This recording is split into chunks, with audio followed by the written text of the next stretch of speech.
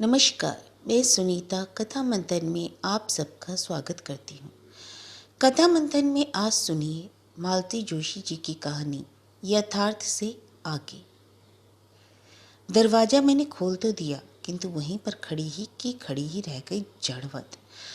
क्षण भर प्रतीक्षा करने के बाद उन्होंने ही पूछा, अंदर आ जाऊं? तब कहीं होश में मैंने दरवाज़ा छोड़ा। सोफे पर बैठकर वे रुमाल से पसीना पोंछने लगे। सफ़र की थकान चेहरे पर स्पष्ट झलक रही थी। मैंने पंखा खोल दिया और एक स्टूल सामने लाकर रख दिया। सहज भाव से उस पर पांव फैलाकर उन्होंने आंखें बंद कर ली। भीतर जाकर मैंने पहले तो गैस पर चाय का पानी रखा, फिर घड़े से एक जग भरकर गिलास के साथ रखाई।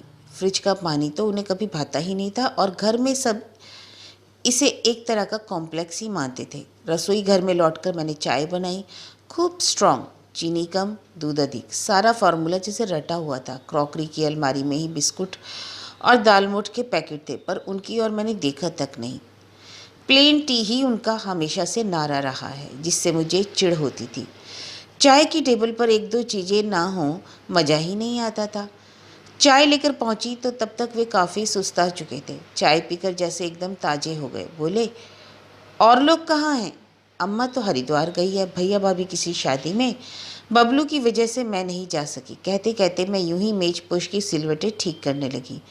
डर था कहीं जान ना लें कि अम्मा की अनुपस्थिति और बबलू की बीमारी ने मुझे भाभी के साथ हर जगह जाने की मजबूरी से निजात दिला दी है। फिर विषय बदलने की गरज से मैंने कहा, खाना तो नहाकर ही खाइएगा ना? खाना खाना रतलाम में खा लिया था, पर पानी अगर मिले तो नहा जरूर लूँगा। मैंने अभ्यस्त हाथों से अटैची खोली। कपड़े निकालते निकालते ढेर सारे खिलौने फर्श पर बिखर गए। मैंने ऊपर देखा, वे मेरी ही ओर देख रहे थे। खिसियाए स्वर में बोले, बबलू के लिए लाया था, कैसा है अब? जी अब ठीक है, पर उस समय एक बार तो मैं घबरा ही गई थी। हाँ, यह तो स्वाभाविक है, उन्होंने उठते हुए कहा। उन्हें नहाने भेजकर मैंने सब्जी की टोकरियां टटोलनी शुरू की। एक और मुझे हंसी भी आ रही थी।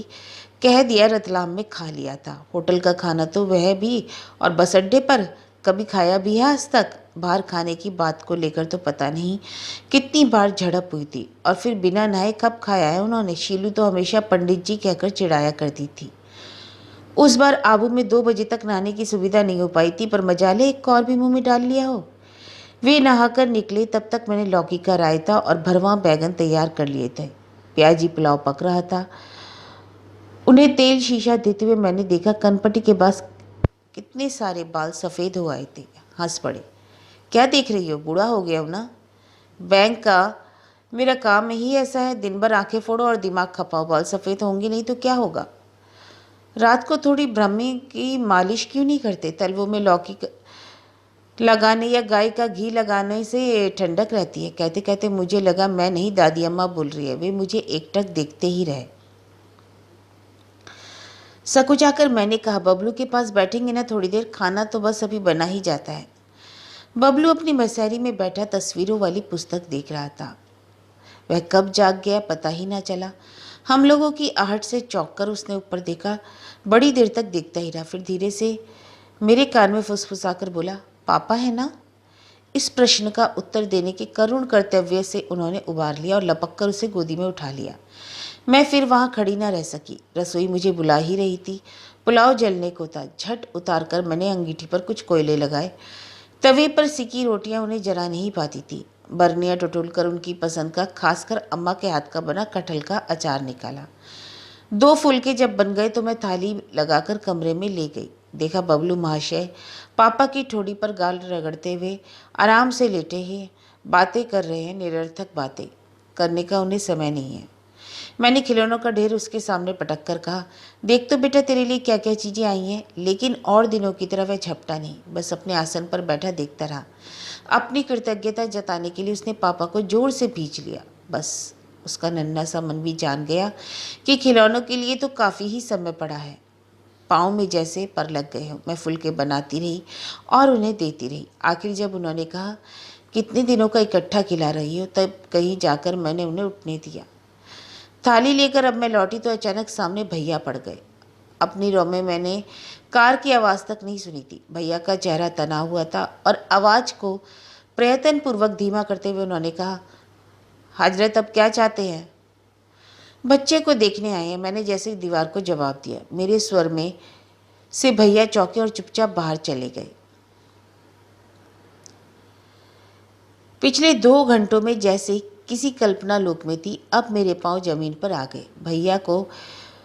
भैया का वैसे भी क्या दोष था? इनको लेकर उनकी राय कभी भी अच्छी थी ही नहीं। इस शादी में दोनों पक्षों में से किसी की भी तो सम्मति नहीं थी। हम लोग सामाजिक, मानसिक किसी भी धरातल पर समकक्ष नहीं थे। केवल प्रेम का क्षणिक आवेग ही हमें बांधे हुए था। सब का विरोध मोल लेकर जिस नींव पर हमने दाम्पत्य की नींव डाली थी, शादी के तुरंत बाद ही वह धसकने लगी। अपने परिवार का, परिवेश का विछोह दोनों को ही सहन न हो सका। प्रेम का पहला उफान खत्म होते ही गिद्धों की तरह एक दूसरे की कमजोरियों को, घावों को नोचने लगे। बबलू के जन्म से भी इस खास खाई को भरा नहीं जा सका था। दोनों के परिवारों ने इस संबंध को बिगाड़ने में ही अधिक दिलचस्पी ली। मेरे परिवार के लिए यह रिश्ता स्तर से नीचे का था। उनके यहाँ तो मुझे कभी सहानुभूति नहीं मिली। हमारे लिए खुशी की बात यह थी कि हमने सौजन्य के साथ एक दूसरे से विदा ली। वहाँ वाले तो उधार खाए भी बैठे थे। तलाक के दूसरे वर्ष ही उनकी शादी कर दी। फिर भी आज उन्हें देखकर मन में आक्रोश नहीं, बल्कि दया या कृतज्ञता ही सी मन में जमी थी। बेचारे महज बबलू के लिए इतनी दूर से दौड़े आए। पता नहीं क्यों पिछले वर्ष से बबलू को अपने पापा के विषय में बड़ी जिज्ञासा हो चली थी। शायद स्कूल जाने का परिणाम हो। एक बार तो उसने यहाँ तक कह दिया, मम्मी क्या शीलू की तरह पापा भी भगवान के पास चले गए? मैं फटी आंखों से देखती रही। उसका भी क्या दोष? इस घर में उनका कोई स्मृति चिन्ह न था। उनका नाम उल्लेख तक यहाँ वर्जित था। तब मैंने ही चुपचाप सारे एल्बम ट्रंक की तलहटी से निकाल लिए। बबलू घर भर की नजरें बचाकर घंटों उनमें खोया रहता। मुझसे कुरेद कुरेद कर उसने पापा की आदतें, उनके कपड़े तथा शौक जैसे कंठस्थ कर लिए थे। पता नहीं कैसे उनके चेहरे की एक एक रेखा को पहचान लिया। 4 साल बाद भी उन्हें देखते ही पहचान गया था। इस बार उसे डिप्थीरिया हुआ तो पता नहीं उसने कितनी बार करुण स्वर में उन्हें याद किया। मुझसे रहा नहीं गया। एक दिन जी कड़ा करके मैंने लिख ही दिया। वह पत्र पता नहीं कितनी बार लिखा गया, जलाया गया। लिफाफे में बंद होने पर भी अरिष्य की अवस्था में ना जाने कितने दिन तक मेरे पर्स में झूलता रहा था, पर उन्हें यह असमंजस नहीं व्यापा था। पत्र मिलते ही चले आए। इस एहसास से मेरे आंसू निकल आए। मैंने ईश्वर को धन्यवाद दिया कि आज घर में कोई नहीं था। नहीं तो क्या इस तरह जी भरकर उन्हें खिला सकती थी, उनके पास बैठकर बात कर सकती थी। लौटकर कमरे में गई तो देखा अखबार मुंह पर ढककर वे आराम कुर्सी पर सो रहे थे। मनपसंद भोजन को तृप्ति उनके चेहरे पर थी। मेरी आहट से उनकी तंद्रा टूटी। बोले, अरे कहाँ रह गई थी तुम? तुम्हारा चेहरा कैसा हो गया है? फिर कुछ धीमी आवाज में कहा, क्या भैया ने कुछ कह दिया? Never mind, I was never in his good books. कितनी सरलता से कह गए थे। और दिनों तो इन्हीं बातों को लेकर घंटों महाभारत होता था। प्रसंग बदलने के लिए मैंने कहा, घर पर सब ठीक है? हाँ सब ठीक है। माँ का मोतियाबिंद का ऑपरेशन हुआ है। महेश ने MSc का इम्तिहान दिया है। भानु की शादी नवंबर में हो रही है। और गुड्डी कैसी है? क्या नाम रखा है? मुग्धा। सुनकर मन में एक कचोट सी लगी। परिवार नियोजन के समस्त नियमों को ताक पर रखकर मैंने बच्चों के नामों की जो लिस्ट बनाई थी, उनमें से एक नाम यह भी था। मैंने उनकी ओर देखा। उनके चेहरे पर इस तरह का कोई भाव ना था, बल्कि वे घड़ी देख रहे थे। चले भाई, नहीं तो 5:30 वाली ट्रेन नहीं मिलेगी। क्या आज ही? शब्द मेरी जीवा तक आते आते रुक गए। बस मैंने इतना ही कहा, मैं चलूँ स्टेशन तक? मैं भी। खिलौनों से उलझा बबलू एक झटके के साथ उठ खड़ा हुआ। अभी उसे हम लोग बाहर नहीं ले जाते थे, पर आज ये सब फालतू बातें सोचने का समय नहीं था। तैयार होकर हम निकले, पर धूप चिलचिलाती हुई थी। कोलतार की सड़क एकदम चमचमा रही थी। उन्होंने बबलू को उठा लिया था। अटैची मेरे हाथ में थी। इस तरह चलना कितना भला मालूम हो रहा था। दूसरी ओर धूप का ख्याल ना होता तो मैं टैक्सी भी ना करने देती। स्टेशन पर हमेशा की तरह हाय तौबा का वातावरण था। उन्होंने पर्स मुझे देते हुए कहा, तुम टिकट लेकर आ जाओ, हम प्लेटफार्म पर चलते हैं। धक्का मुक्की में टिकट लेकर जब प्लेटफार्म पर आई तो देखा स्टेशन के कोने पर दूर लकड़ी की बेंच पर दोनों बैठे हैं। मैं भीड़ को चिढ़ती पास तक आ गई, पर अपनी बातों में दोनों ऐसे उलझे थे कि मुझे देखा तक नहीं। बबलू ही बोल रहा था। वे तो बस श्रोता बने बैठे थे। दोस्तों की बातें मास्टर जी की तारीफ, नानी का लाड़ दुलार, मामा का नियंत्रण, मामी का रूखापन, बारी बारी से सबका वर्णन हो रहा था। कई बात तो मेरे लिए भी नहीं थी कि बबलू जैसा शर्मीला लड़का इतनी जल्दी घुल मिल जाएगा, मैंने कल्पना भी ना की थी।